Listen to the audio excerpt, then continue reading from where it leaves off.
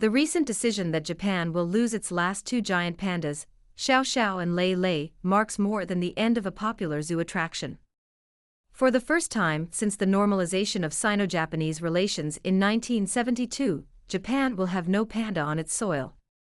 This moment offers a valuable lens through which to examine how panda diplomacy functions, not as overt punishment or reward, but as a calibrated signal embedded in broader geopolitical relationships. Hi everyone, welcome back to Difference Frames the World, a channel to see the world from a unique perspective. Today we discuss China's panda diplomacy, which occupies a peculiar yet powerful place in modern international relations.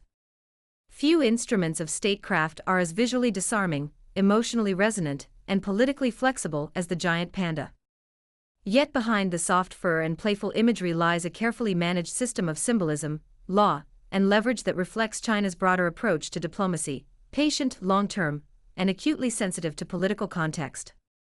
China's use of pandas in foreign relations is often described as soft power, but this label can obscure as much as it explains. Unlike cultural exchanges that flow organically, panda diplomacy is highly institutionalized. All giant pandas are legally owned by the Chinese state, including those born abroad. Their overseas presence is governed by formal loan agreements, typically framed as joint conservation and research projects, with strict timelines, fees, and political oversight. This structure gives Beijing a unique advantage. Host countries emotionally value pandas, yet they remain fully sovereign assets of China. The decision to loan, extend, or withdraw pandas can therefore be framed as administrative or logistical while carrying unmistakable diplomatic meaning. The power of panda diplomacy lies precisely in this ambiguity. Actions can be justified on technical grounds while still resonating politically. Japan's first pandas arrived in 1972, the same year Tokyo and Beijing normalized diplomatic relations. At the time, the gesture was widely understood as a symbol of reconciliation after decades of hostility and war. Pandas became living proof that a new era had begun. From that point forward, pandas functioned as a barometer of bilateral warmth. Their presence signaled stability, cooperation, and mutual goodwill. Their absence, by contrast, was rare and conspicuous. That Japan is now facing such an absence underscores how much the strategic environment has shifted. Modern panda diplomacy is deliberately framed around conservation. Loan agreements emphasize joint research, breeding programs, and species protection. Host institutions pay substantial fees, often exceeding $1 million per panda per year, which are officially dedicated to conservation efforts in China. This framing serves several purposes. It aligns panda diplomacy with global environmental norms, shields it from accusations of commodification, and provides a neutral vocabulary for communicating political decisions. When pandas are returned, the stated reasons can include contract expiration, facility readiness in China, or breeding considerations, none of which explicitly invoke politics. Yet the political context is never absent. Decisions about whether to renew contracts or approve new loans are made at the state level, not by zoos or researchers alone. Conservation provides legitimacy, sovereignty provides control. The return of Xiao and Lei from Japan to China comes amid heightened tensions between Beijing and Tokyo, particularly following remarks by Japanese Prime Minister Sanae Takaichi regarding a potential Taiwan contingency. From an analytical perspective, the significance lies not in the remarks themselves, but in how they intersect with panda diplomacy's signaling function.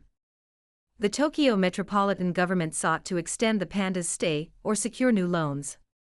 According to Japanese officials, China has not responded positively to these requests. The lack of response is itself a form of communication. In panda diplomacy, silence can be as meaningful as action. Crucially, the pandas are not being abruptly or punitively withdrawn. Their return follows contractual timelines, adjusted slightly for logistical reasons. That preserves plausible deniability while still producing a highly visible outcome. Japan, uniquely among major economies with close ties to China, will have no pandas. From a strategic standpoint, panda diplomacy is most effective when it avoids escalation. Unlike tariffs, sanctions, or military maneuvers, pandas operate in the emotional and symbolic domain. Their removal does not provoke immediate retaliation, yet it shapes public perception and elite discourse. In Japan, the departure of the pandas has generated widespread public attention. Zoos expect significant declines in visitors. Media coverage emphasizes the symbolic loss of friendship. None of this requires official Chinese statements or confrontational rhetoric. The signal is transmitted quietly but clearly. For Beijing, this approach aligns with a broader preference for indirect pressure. Rather than openly linking the panda decision to political disagreements, China allows observers to draw their own conclusions. It preserves diplomatic flexibility while reinforcing boundaries. Panda diplomacy also serves domestic purposes within China. The giant panda is a national symbol, deeply embedded in narratives of cultural heritage and national pride. Maintaining control over pandas reinforces the idea that China sets the terms of engagement, even in seemingly benign exchanges. At the same time, panda diplomacy communicates to other countries that access to China's symbols of goodwill is contingent on stable relations. It does not mean absolute alignment with Beijing's positions, but it does suggest that overt challenges to core interests, such as Taiwan, carry symbolic costs. A similar case occurred in Canada, where its giant pandas were returned to China in late November 2020. The two pandas on loan, Ershun and Damao, were flown back to China and arrived safely at the Chongqing Zoo on November 30, 2020, after their stay in Canada was cut short due to difficulties in supplying fresh bamboo amid the pandemic.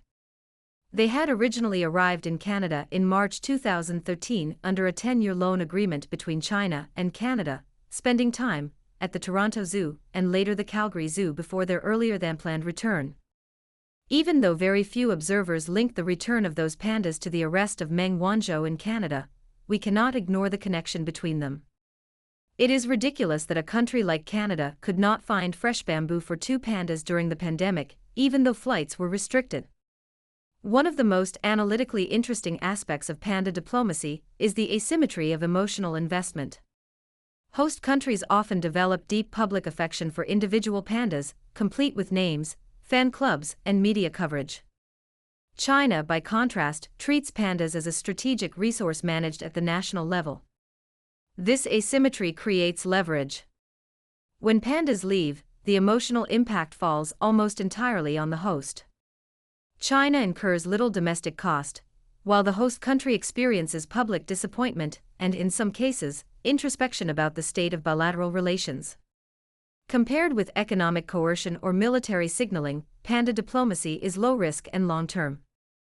It does not trigger international legal disputes or alliance responses. It operates below the threshold of crisis while still shaping narratives. That makes panda diplomacy particularly suited to periods of managed rivalry. When relations are neither fully cooperative nor openly hostile, symbolic tools become more valuable. Pandas fill that niche. Despite its effectiveness, panda diplomacy has clear limits. It cannot override fundamental strategic interests. Japan's security policies, alliance with the United States, and concerns about regional stability will not be reshaped by the presence or absence of pandas. Moreover, overuse of panda diplomacy could dilute its impact. If panda withdrawals become routine or overtly politicized, host countries may recalibrate their emotional investment or seek alternatives. China appears aware of these limits. The measured, procedural nature of the current case suggests caution rather than escalation. Analytically, panda diplomacy functions best as a barometer rather than a weapon. It reflects the state of relations more than it determines them.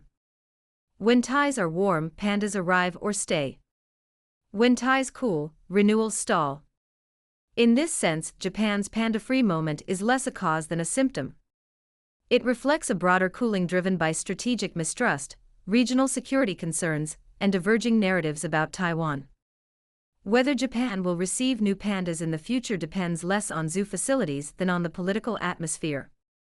A stabilization of relations, reduced rhetorical friction, and renewed emphasis on dialogue could reopen the door. For other countries observing this return, the lesson is clear: China's soft power tools are conditional, managed, and integrated into its broader diplomatic strategy. They reward stability and signal discomfort without overt confrontation. China's panda diplomacy illustrates how symbolism can be institutionalized into statecraft. The departure of Xiao and Lei is not a dramatic rupture, but it is a meaningful punctuation mark in Sino-Japanese relations. In an era of heightened rivalry, pandas remind us that diplomacy does not always speak loudly. Sometimes it speaks softly, through absence rather than presence, shaping perceptions while preserving room for recalibration. That quiet language may prove increasingly important as China navigates a world of competition without open conflict. There is still positive news between Japan and China. Japan, China, and South Korea held a meeting with health ministers to strengthen healthcare cooperation. The meeting took place in Seoul on December 14, 2025. South Korea hosted the meeting, considering the strained relationship between Japan and China over Taiwan. The Japanese government has also reiterated its position on Taiwan, referencing a 1972 document that established diplomatic ties with Beijing. Foreign Minister Toshimitsu Motegi emphasized that the Taiwan issue should be resolved peacefully through dialogue. However, he did not fully restate a clause reflecting China's stance, despite Beijing's repeated requests for Japan to do so. For Tokyo, it is a bid to ease the tension with Beijing, and hopefully, there will be a turning point soon. It is still possible for China to send new giant pandas to Japan if Beijing decides to do so later, when the tension between the two nations cools down.